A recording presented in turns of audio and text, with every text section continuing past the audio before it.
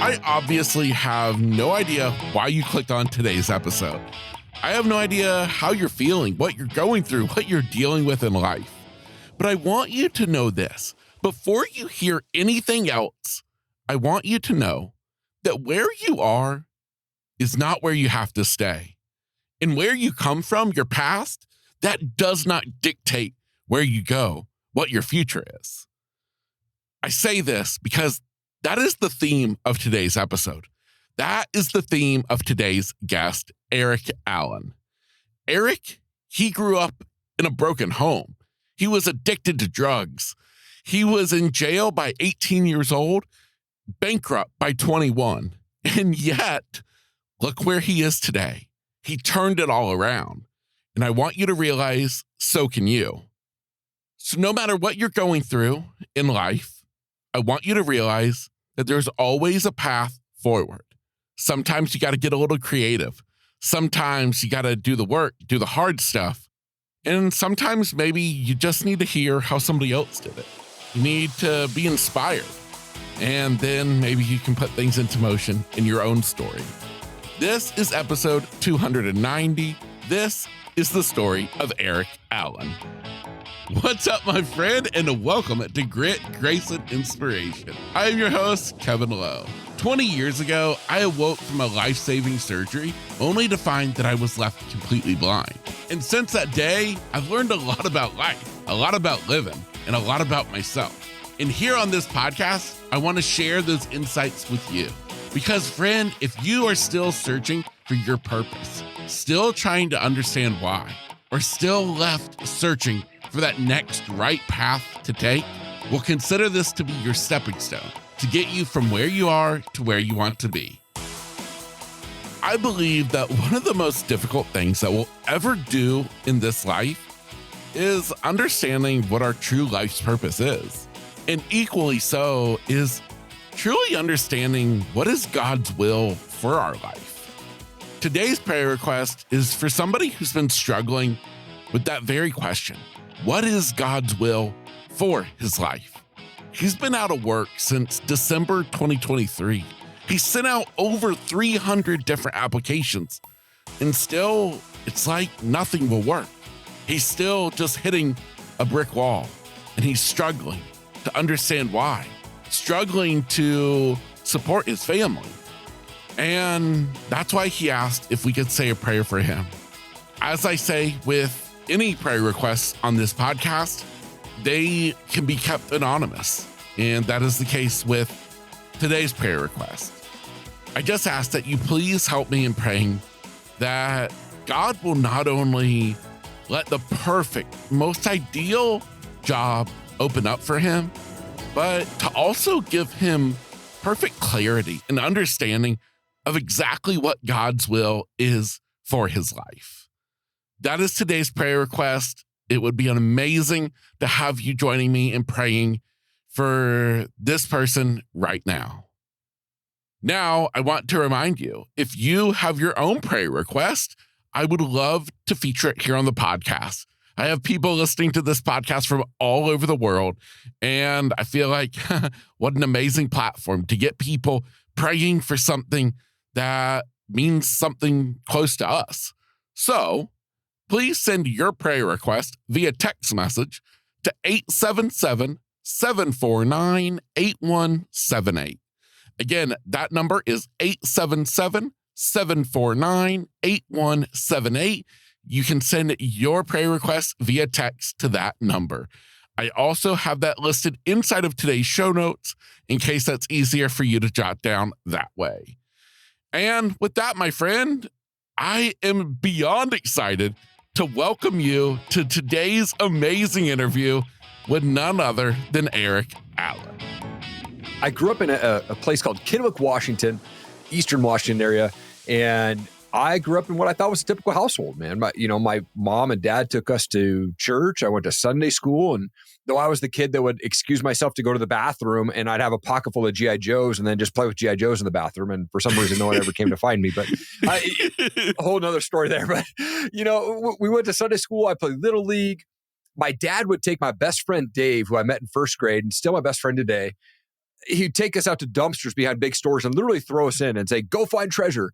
And we just would adventure into dumpsters and dump sites and see what we could go find. And I had a good childhood up until my parents got divorced when I was 11 years old. And then when that happened, my mom got together with a man who was physically abusive, emotionally abusive, almost immediately. I remember there being times where, I would be in the backyard and I'd be playing. I'd hear them arguing. I'd run over to their bedroom window and I'd look through and I'd see him hitting her with a cordless phone when those were around. And I'd call the police and they would show up and my mom would never press charges. I never understood that. It was like this rinse and repeat cycle for her over and over. We would constantly be calling the police. The neighbors would always be checking on us, right? And then they did the smart thing. They got pregnant. And in the middle of my 8th grade year, they decided to move us from Kennewick, Washington, to Stevensville, Montana. Now, when we moved there, it was a population of about 1,200 people. And we lived on the outskirts of town, so we were further away from any sort of police or anything like that, should anything happen.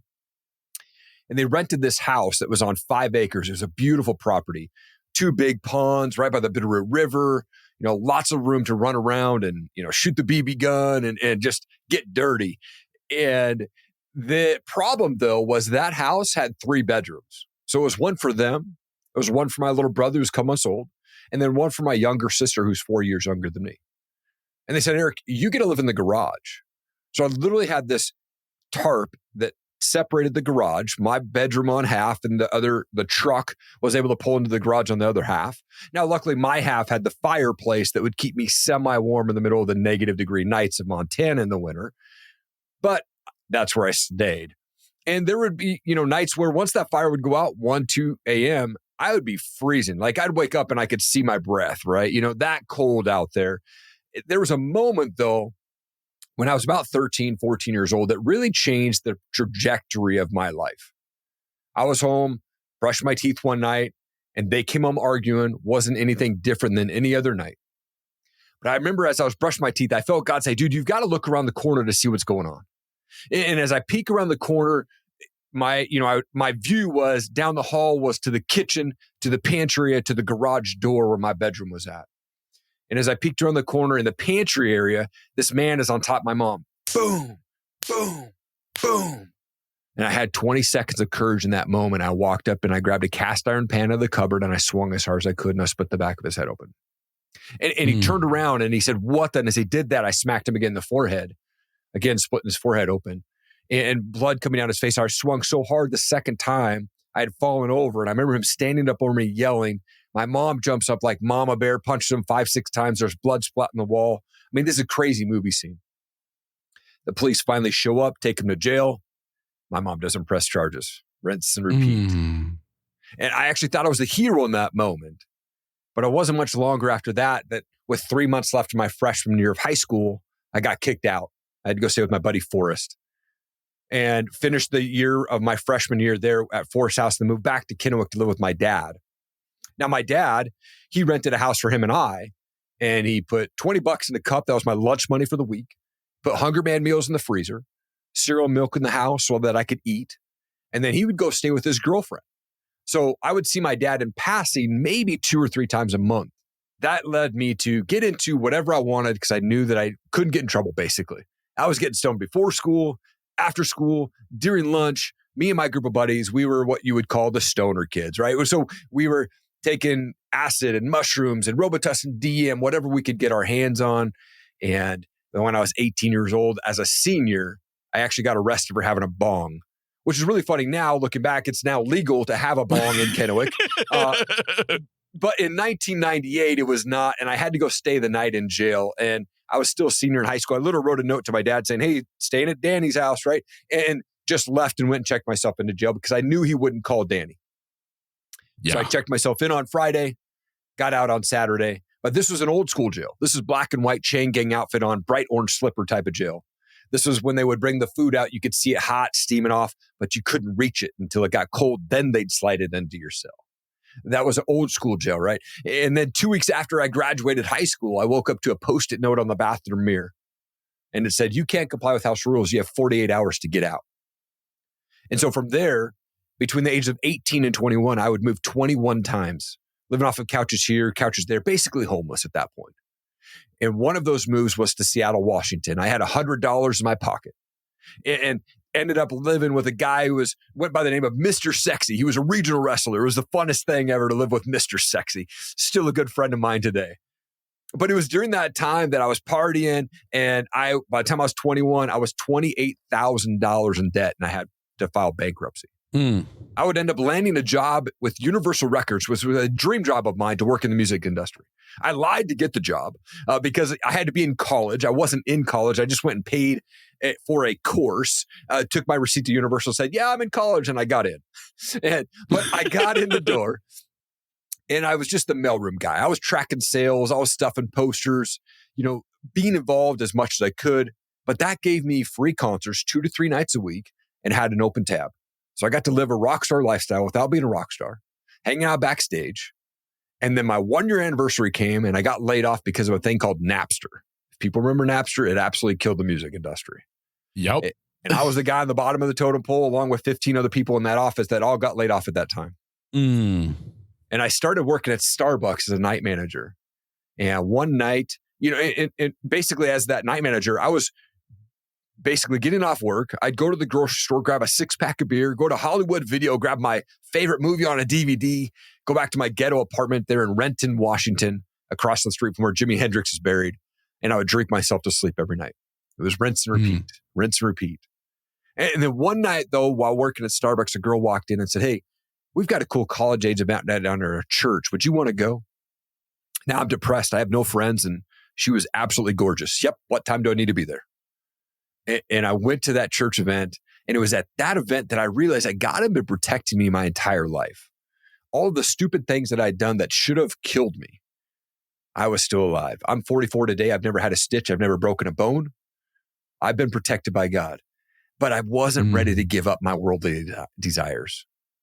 But a month later, it was Easter 2004. And I woke up after a night of partying, surrounded by 15 other dudes in my buddy's basement. And they're all passed out. And I remember waking up going, man, I just felt God saying, dude, you're going to go down a path that's going to end your life real quick if you don't start making some changes. And so in that moment, for me, I gave my life to Christ right then and there. And I quit cold turkey, drugs, drinking, cigarettes, everything in that moment. And I called that girl up and I got her voicemail and I said, hey, happy Easter. Thanks for inviting me to church. Maybe I'll see you at the store sometime. And 11 months later, we were married and we've been married for 19 years now. Oh my gosh. Wow. Okay, so that is one heck of a story so far. We might have to unpack some of those things, but I'm happy to go back to wherever you want. I'm like, whoa. Like that was one heck of a Cliff Notes version.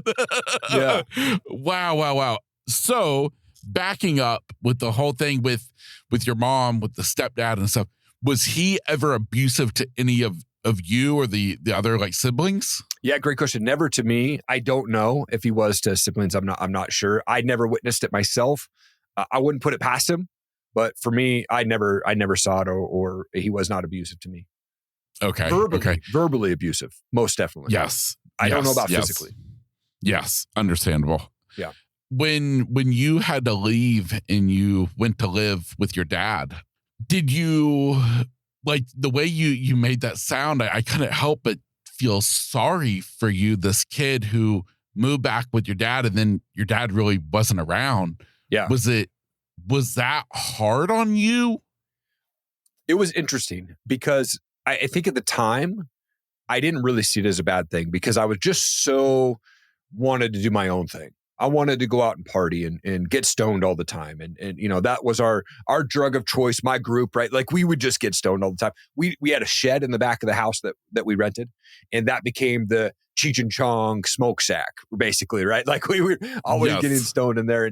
And so at the time I didn't realize or think about it. Like, why is dad not here so much? Like, I just knew that he was out. That was just normal life for me. And I remember one time my dad asking me if I was on drugs or was doing drugs. And I said no. I was probably stoned at the time and it never came up again. Never got asked, never got told about drugs. I remember the DARE program in school, right? But never by my parents, right? And my dad, he struggled with that stuff earlier in my life as well, which I later found out. But at that time, I believe that he was sober at that time. But he just chose to, spend time with his girlfriend over his kid. Yeah. Wow. Now, during this time, I mean, you're a teenager, you're partying, you're doing drugs. Did you still, though, continue to go to school? I did. Yeah. So I never was one to skip school. I got detention one time for for being late too many times to class, but I never skipped school. I had a photography class, which I loved because it was just super easy. But I remember like when a good album was going to drop, because I've always loved music. When a good album would drop, I would like skip that class. Like, oh, I'm going to go out and take pictures on the campus. And then I would jump in my car and go buy the CD at the store and then race back. Right. That was the only time that I really missed school, but yeah, I still went to school. I barely graduated. I had a 2.8 GPA. I didn't really pay attention to too many classes except one. And that one class, I think, has helped me throughout my entire life. It was sports and entertainment marketing. And the guy that was the teacher was an amazing man. And I took his class, Sports and Entertainment 1 and 2. And then I took an entrepreneurship class that he taught my senior year. And that was the only class I ever paid attention to. We got to go on field trips and hang out backstage at concerts and sporting events and learn how the marketing things work. That was the only one I was excited about. Everything else I was like, whatever, And so, yeah, I still went to school, but I just barely passed. Wow. Very interesting. The class that you just talked about, that's something that I've never heard of other, schools offering, and how perfect for you. Yeah. Loved it. And it was part of DECA.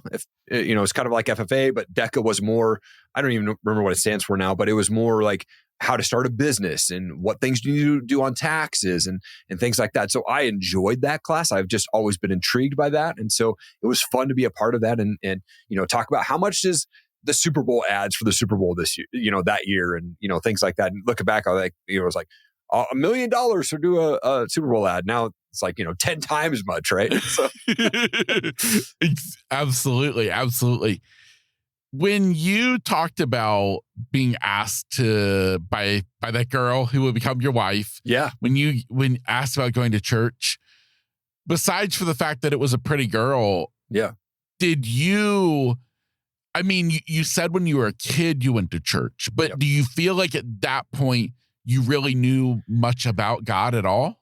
My grandma, who turns 90 this year, is an amazing woman of Christ. Here she is at almost 90, trying to memorize over 100 verses. She's been doing this for years. And she has 54 grandkids, great-grandkids, and great-grandkids that she prays for by name every day. And I believe that her prayers for me since I was a kid has really kept me in the right place. Even though I was lost for a long time, I always knew who God was. I knew who Jesus was, but I hadn't really read the Bible. I hadn't really gone to church and learned or paid attention since I was a kid. And I just believe that God has always kind of been on my heart. He's always been there to protect me, like I said. And I think I had just gotten to a point of brokenness where I was at this point where I had fought for my dream to get in the music business. I got let go. I really had no friends. I really didn't think that I was even going to make it to age 40 at that point in my life. I was just going to party myself to death. And so when she gave me that opportunity, and funny thing is, that girl, she's my wife now, she was studying to be a youth pastor at that time. And so she'd come in and study sometimes at the Starbucks that I worked at. And, but I just felt this draw to go to that event. And it was interesting. When I went to that event that she invited me to, I ran into 4 or 5 guys that I had met 5 years earlier when I had a small attempt at college. After I graduated, I went to school for like 3 out of the 4 quarters for the first year. But I met them there on the other side of the state. And then they were at this church. And I was like, man, what are you doing here? And it was like this small thing that God was starting to put together. Right. And so I just started to realize, man, God's been so good, man. He's been protecting me. As much as I knew that at that point, I still fought that worldly desire to go out and party. Yeah. Talk to me about the part that we kind of ended on when you talked about waking up that morning. Yeah. On Easter morning of all mornings. Right. Will you talk to me a little bit more? What was that morning like when you woke up? Explain to me the feeling you had. Man, it was like I had woke up after a night of partying on that night. And surprisingly, I wasn't hungover, which usually I was, but I just felt this sense of emptiness. Like I was broken mentally and spiritually at that point. And I just felt God tugging on my heart to say, dude, look around. Look, this is what you're doing. You're 22 years old, 23 years old at that time. And just felt like this is what your life's going to be every time if you don't start giving it up. And so what I did was in that moment, I was like, God, I want to accept you into my life. I want to do what it takes. I want to give you, surrender my life. And I just want you to take over. And I believe that's why I had the power to stop everything cold turkey. Now I had tried quitting cigarettes many, many times before, of course, but never was able to stop. But it was an instant stop in that moment. But here's the thing is people who struggle with drugs and alcohol, and I know it because I was there, I could not go back to that environment. As much as I love those guys, I had to call them up and say, man, for me, I got to take a break. I got to mentally step away from the party scene for a bit, and I got to get better for myself. And those guys are still people that I connect with today. But I had to take a break. And what I did was I replaced that environment with men that I found in the church that had great walks with Christ. They were great. They had great marriages. They were great dads. They had great jobs. They were great entrepreneurs. And what I did was I would ask them to go out to Starbucks and have a coffee with me. And this is way pre-podcast days, but I would basically interview them and say, man, how do I live the life that you're living? Because that's what I want. I want to live in Christ's glory, and I want to have a great marriage, and I have great kids. I want to be a great dad. How do I do that? And I just started interviewing them, and I just sponged up as much as I could. Any book that they recommended, man, I was reading it. I was so hungry to make a change in my life at that moment. And it wasn't like it was this gradual change. It was a sudden change for me that I was like, boom, I'm hooked. Let's do this. And through those conversations, I realized that my past and other people's opinions of me does not define my future. And when I step into that, I can realize what my purpose is and start making an impact by sharing my story. Wow. So incredibly powerful. So at that point, then kind of talk to me about kind of a new chapter of life. Where does life start leading you at that point? We had an interesting, my wife and I, we got married in like I said, in 11 months after we went on our first date. We were married 11 months later. It's just funny when we go on our honeymoon, we're on a cruise ship, and this is back then before you had passports. We had our birth certificates, and we're standing in line to get on the boat. And I remember looking down and going, oh yeah, I was born. I go, hey babe, what time are you born? She goes, 1:41 p.m. I go, wait a second. So me and her, we're both born at 1:41 p.m. Wow. Different days, different years. It's not a world record. I submitted it to Guinness. They said, that's not a world record, but thanks for applying. So yeah, we were both born at the exact same minute. So I just, all right, God, isn't that funny, man? It was basically at that point where I was like, okay, I got to start making some money. But the first year that we were married, I was still working at Starbucks, and I had to be at work at 4 a.m. And the interesting thing is my wife would get off work at like 6 at night, and I was going to bed at 7. So she'd get home for like 20 minutes, I'd see her, and then I'd be out snoozing, right? And she was like sitting there going, man, this is what the first year of marriage is like? This is crazy. Because I'm like snoozing, right? But I knew that I had to make more money. I wanted to support my family. And so I went and got a job in sales and started making pretty good money. And, my wife and I, we just wanted to get to know each other because we both came from broken homes. We both knew what a bad marriage was like, but we didn't know, we knew exactly what we didn't want to bring into marriage, but we didn't know what a good marriage looked like. And so, we did premarital counseling. It was okay. Right. But what we did was we spent the first 5 years just getting to know each other. Man, what's the ins and outs of our history, our background? Like, because we kind of, I would say, rushed it. I'm going to tell my kids we courted for 20 years and then got married. But like, here we are. Like, we're fresh married for the first 5 years, just us. We went on camping trips. We went down to Mexico twice to build homes. Like, we just got to experience life for the first 5 years of just her and I getting to know each other. And then we had kids. And wow, it was a goal of mine to get my wife to be a stay-at-home mom. And so when my daughter was a year and a half, I believe that around that time, I was able to get a job that allowed her to come home, and I was able to pay the bills. And my wife is an amazing woman. She's been home with our kids since, and she just started homeschooling them last year. And so it's just been this fun journey, man, where it's just been us four. We moved to Idaho in 2014, and we didn't know anybody, but we just kind of felt like God was leading us here. And so here we are, man, and just enjoying us four. Yeah. Wow. Wow. Wow. You know what I loved you talking about that with your wife was I've always heard they say you got to date your wife. Yeah. And you literally started dating your wife after going ahead and getting married. And that's pretty remarkable.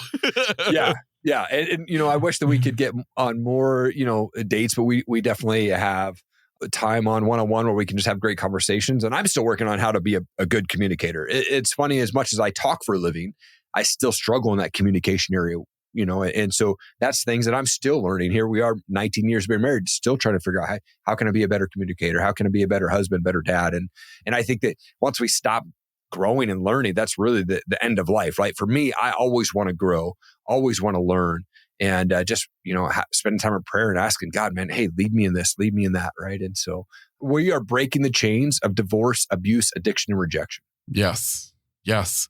That leads me to my next question is coming from the childhood you did. Yeah. What does it mean for you to get to be a dad now? Oh, it's so special, man. Yeah, it's interesting. Being a first-generation Christian, and my wife is also first-generation Christian, how do we raise second-generation Christians that didn't have to go through the adversity that we went through? And that's a journey that we're on. We're building that strong foundation. Like I said, my wife homeschools, and she spends the first hour of homeschool just with them diving into the Bible. And for me to be that dad, man, it's amazing. And a couple of things happened that really changed my mentality, right? I don't think, for me personally, my wife, when she had our daughter, my wife was 36 hours in labor, had to have an emergency C-section, like crazy story. But I remember when my wife was pregnant, I would always talk to my wife's belly. This is with our daughter who's 14 now, but I would say, I'm your daddy. I'm your daddy. And I would sit there and speak to her belly. And I remember when she was born, she came out crying and I said her name. And as soon as I said her name, man, she stopped crying. It was like this moment where God said, man, you guys are connected. And I think that was such a special moment for me. And I realized that, man, I needed to protect my family. And I'll tell you, the scariest day of my life was driving home from the hospital with a brand new baby because I did not want to have anything happen, right? And so we lived about 4 miles from the hospital. So I get my wife in the car, we put the baby in the car, and I'm driving home and I'm coming up to an intersection that has a free right turn, and a dude jumps the curb and almost hits my car. And I'm like, what the heck, dude? Like, I'm just trying to get home with my new baby, right? And no joke, about a mile down the road, there's this massive straightaway for about 2 miles. And as I'm going down the straightaway, this dude on a motorcycle zips by me going like 100. And I look at my rearview mirror and he starts wobbling and just bites it and shoots like 100 feet down the concrete. I'm going, this is the craziest drive home. I'm 10 minutes from home. I'm not leaving my house ever, right? Like, I was so much in protection mode at that point. I was like, we're never leaving the house, Oh my gosh. Wow. That is hysterical. Yeah, it's just fun, man. My daughter's 14, my son's 10, and I coach my son's baseball now, and I was a big baseball kid. And so, it's just fun to engage and see them grow and see them mature and see that they love God and their hearts for just people. Man, I could just sit back with my wife and go, man, we're doing a pretty good job, Yeah. You know what, man? You're a prime example of the fact of our past does not have to define our future. Yeah. It's remarkable. Thank you. But the last thing I want to kind of touch on with what you've told us so far before we dive a little bit deeper into how you've gotten to where you are today with career-wise. Sure. Did you ever reconnect with your mom? Yeah. So interesting story. I'm not actually in touch with my mom or my dad anymore, but they do live in Texas, and my sister lives out there as well. And she's got a few kids and they are great. But what I had to do is I knew that when we came to Idaho, there was going to have to be some separation. And I think when you're going through struggles and you have a trauma past, you have to decide, do you want to allow toxic people into your life? Or do you want to make something new for yourself? And for my wife and I, we chose to step out on our own, trusting God that He would bring the right people in our lives. And I forgive my parents. And in fact, I last year, this is, like I said, about a year ago, I started going through counseling because I was trying to figure out, like, why am I so stressed out? Anytime my mom or my dad would come over, I would stress out. I didn't understand why. And so I had to actually go through a process where I wrote them a letter And I said, man, I would need you to acknowledge that this is the things that actually were done to me. But I want you to understand that I love Jesus and Jesus loves me and I forgive you. But I need to take a break from us from connecting for a bit. I need to grow in my faith. I need to take care of my family. I'm 44 years old. I don't need my mama. I don't need my daddy, right? This is my time to grow my family. In a loving way, I basically had to break up that relationship and say, it's not over. I forgive you, but I'm taking a break from us communicating right now. And since I did that, it was this massive weight off my shoulders. And I have felt like more connected to my wife and my kids since, because I just don't stress out about them. And I wish them the best. But for me, I had to take a break from communicating with them. I wanted them to know, hey, I forgive you, but I have to take a break from my family because my family is my number one priority right now. And you know what, man? Talk about the utmost respect for that, because what you did was not easy. Yeah. But the fact of you knew that you needed to do it for you and for your family. And I think that's pretty darn amazing. It's definitely tough. And I get it. People are, want to hold on to that. But it's tough to step out and say, man, I need to protect. I got to let go of mom and dad, right? I get it. And I struggled with that for a very long time. Like I said, that's just last year that I actually did that. But I think if we can do that, if we struggle with that stressing out moment, or we come from the toxic families, we have to make that point where, you know what? We're an adult. We have to protect our immediate family. My wife and my kids are my number one outside of Jesus, right? Jesus number one, my wife, and then my kids, right? Outside of that, man, I got to make sure that everything is lined up and they're protected and they're safe and I'm providing. Yeah, absolutely. So here's the point in your story, as much as I know about your story, that I'm still a little bit baffled. Okay. Because so far we've heard about you, the family man, you going to church, believing God. You seem like a pretty darn good guy. And then at some point, though, MMA fighting? Yeah. Where does that enter the picture? So funny. So I grew up, my dad, one of the cool things he did is my dad would rent ninja movies that had no English as a kid. And I would watch them all the time. And I just was infatuated with these movies, these ninjas, the kung fu fighting, Bruce Lee movies. I loved it. I was a ninja for Halloween for like 15 years straight. I was just like, I love fighting. Now, I'm not a fighter. I've trained in a little bit of boxing, and that's about it. But I love watching it. I also grew up watching WWF when it was called that. And my dad would take me to see the live events, Hulk and Macho Man and Jake the Snake and all those guys. I've seen them all live. It was a cool part of my childhood that I remember. And then as I got older, I was introduced. Actually, I don't want to say when I was older. My cousin and he lived in a small town in Washington. Anytime I would stay with him for 2 weeks at a time or whatever during the summer, we would walk down to the video rental place and we would rent. We discovered UFC 1 and UFC 2. And I was like, this is crazy. We got to watch this. And so I just became this massive fan where I love to watch fighting. And I love the aspect of it though, because it's very much 99% of the time, it's very much respectful. It's not like they're being dirty. They're actually in there. They know what they're stepping into. So I became this fan. 2012, I started Top Rated MMA. It was an apparel company. And we had shirts and we sponsored fighters and did really well for a bit. But I got bored with the apparel side of things. So if we flash forward to 2017, I still wanted to be involved in the MMA scene, but I didn't want to be at every event and trying to do apparel. So I said, I want to actually interview MMA fighters and say, why the heck do you want to get in a cage and get punched in the face? That was my only agenda for starting the podcast. And I started at that point, didn't know what podcasting was. I just was going to interview these people. And then I uploaded a video to YouTube and I would share that link out to Facebook at the time and say, that's my podcast. And I literally recorded about 100 episodes of that show before someone said, well, how can I listen to it on Apple Podcasts? And I'm like, what the heck is that? I had no idea. So I started researching and I didn't have a space to record a podcast. I was in a walk-in closet, a 100-foot extension that wrapped around the bed and into the closet so I could plug in everything. Bad lighting, bad microphone, didn't even look into the camera. It really raw beginnings if we look back to the ones, And as I just did it more, I got more comfortable behind the mic and I started asking better questions. And then in 2018, I came across a guy named Ed Milet. And I was like, man, I like that guy's values. Like he's talking some good stuff. And so it started intriguing me about talking with entrepreneurs, because as entrepreneurs, we also get punched in the face, but we keep going. Right. And so how do we do that? And so I started the Erik Allen Show, or what is now the Erik Allen Show. I used to have a big, huge beard, and it used to be called the Bearded Biz Show when it started. And my idea about that was like, if I have the podcast called the Bearded Biz, I never have to shave the beard off. That's not really a smart thing to do, but that's what I did. So I started the Bearded Biz Show, and I just talked with entrepreneurs, success-minded people, and world changers. And I ran both podcasts up until 2021. I stopped the MMA show in 2021, did 256 episodes of that show.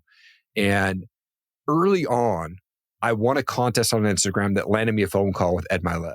And I got to record that conversation. And so episode 12 was Ed Milet on my brand new podcast. And episode 6 or 8 was Sean Whalen. And then it just opened the door to massive entrepreneurs like John Gordon and David Meltzer and Jim the Rookie Morris, who's an awesome Christ follower and a man changing the world out there. So I've loved that part of the story. And I've been doing all these podcasts. Episode 260 of that show drops this week, actually.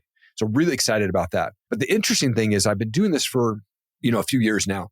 But God put it on my heart a couple months ago to actually change the format, and which is really cool. I'm excited about it. But rather than talking with what I call entrepreneurs, success-minded people, and world changers, I'm going to start talking with men of Christian faith. And how do we balance following Jesus, having a family, keeping our faith, watching our finances? Maybe we're running a business. But on top of that, like, how are we raising second-generation Christians? And I'm really excited about that. I've recorded a few of those episodes, and that'll probably drop in the next couple of months. But that's going to be my format moving forward, is just talk with Christian men. Because I think me at 44, I was struggling when I hit 40. Like, I'm not where I want to be. I'm not who I'm connected with. I don't have the money or the house that I wanted. And those are things that I think most men go through when they hit that 40 age. And so I want to try to target those guys and say, man, it's okay. We can step into this. If we connect with each other, then we can help each other out. So that's the new format of my show I'm going to drop here soon. Yeah, dude, I love that so much.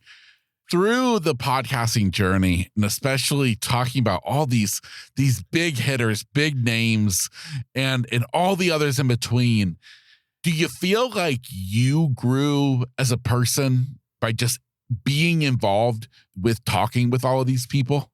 Most definitely. Yeah, by far. Podcasting for me has been a massive game changer. Not only is it great for collaborations and partnerships and trips and things like that. Some of my best friends today are people that I had on my podcast, and we've just connected and had this deep, great relationship and deep conversation. But I look at podcasting even deeper than that. I look at it as a legacy. Like, I wish that I could go back 3, 4, or 5 generations deep and hear my great-great-grandfather's voice and hear his story from him directly. And I can't. But I can do that for future generations down my tribe, right? And so as I'm talking with these people on my show, I get to hear their story. And then part of their legacy is I get to share their story. And things that I've heard about, having a better mindset and relying on God, those have changed me. Podcasting, I interviewed a guy named Greg Reed. He wrote the book 3 Feet from Gold, which was a follow-up to Think and Grow Rich. And then he invited me to an event called Prosperity Camp at his house. I didn't have the money. I scrounged up as much as I could. I flew on miles. I stayed at the Motel 6, the cheapest one I could find. And I go down to this event, and there's only 50 people that are invited to this event. 49 of them are millionaires. I am not. I walk in there.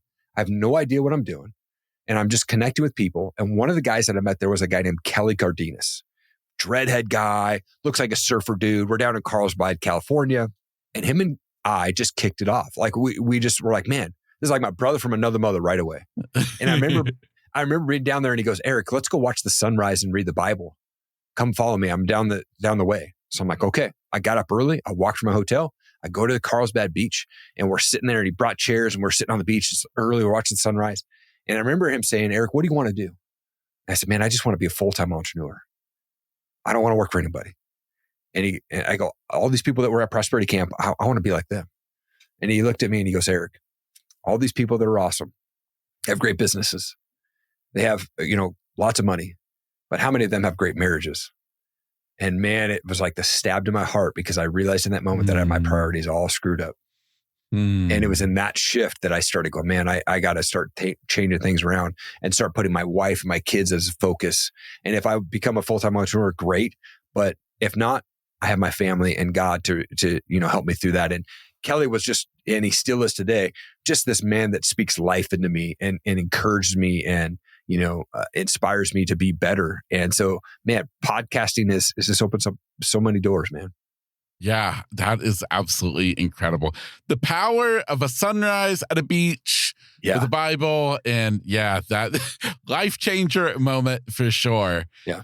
So how then from there do you decide to start doing what you're doing today? Yeah, I've continued to do podcasting. So like I said, the Erik Allen show, and I've tried to get better, or I've improved over the years, but doing content creation for brands. I've had an account on Fiverr for like 10 years, but about 5 years ago, I kind of got more serious about, hey, maybe I can work with brands and they'll send me their product. And I'm an older guy, so I'm not like, the TikTok superstar out there or anything like that. But somehow I've been able to attract companies on Fiverr to send me their product. And then I charge them a fee and I do a commercial for them. I send them back the video. And I love doing that. It's so much fun.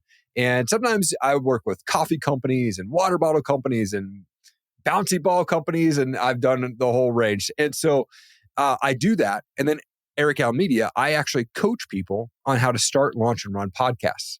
I help them realize that, man, it's way easier to start a podcast than you think. And this is how you promote your show. This is how you land those big guests. This is how you can get ranked on Apple's chart. This is how you can continue to grow your show. And I walk people through that. And I have a bunch of free resources on my website as well. But then I do those coaching. And I want to help people realize that, man, podcasting is a legacy thing, but it can be the best and cheapest thing that you can do for your brand, to grow your brand, or grow your website, your company, your business, man. And so I'm so passionate about podcasting. So I just basically took what I know about podcasting and said, let's put this into a course. Let's help some people. And, I've been a W-2 employee my entire life and love that. It's totally fine. It fills the need for what I do. I pay the bills. It keeps my wife home and we can be with kids. And it's been a fun journey, man. But I'm very passionate about podcasting and coaching people and really creating content for brands. Like if I could do that, right? That's what I love doing. And I recently wanted to step out in front of the mic. So I started in Toastmasters last year, helped me get better at speaking publicly. And then I had my first big talk about a month ago. I spoke in front of 120-ish people for 25 minutes on mindset. And man, it just fired me up to go do that some more. Yeah. Erik, you are one of the most giving people that I've ever met. Oh, thank you. And I say that not only just based on what you've told us today, but literally just the heart in your voice. Mm-hmm. Thank you. It's truly, truly remarkable. Thank you so much, man, for being here. You kind of leave me in awe, dude. I love your spirit. I love what you're doing. I love the fact that you've taken a childhood that wasn't great, and yet you turned it around. Mm-hmm. You've got God at the center. You've got your family there. You got your priorities in check. And man, I wish nothing but the best for you moving forward. Oh, Kevin, thank you so much, man. I'll tell you, I have been a guest on probably close to 200 interviews or 200 podcasts since I started this thing. And this by far was one of my favorite conversations, man. I really, truly appreciate it. You're an amazing host. You ask great questions. You keep the flow going. Man, you're an absolute world changer. I appreciate you. Oh, man. Thank you so much, dude. That means the world to me. For you listening today, my hope is always that you heard something said today that didn't just leave you entertained, didn't just make you smile, but it truly made you think, you know what? If he could do it, maybe I can too. So my friend, take this and make it mean something to you. Put the lessons you learned into action, replay it again if you need to, and then take action. My friend, I'm Kevin Lowe. This is Grit, Grace, and Inspiration. Get out there and enjoy the day.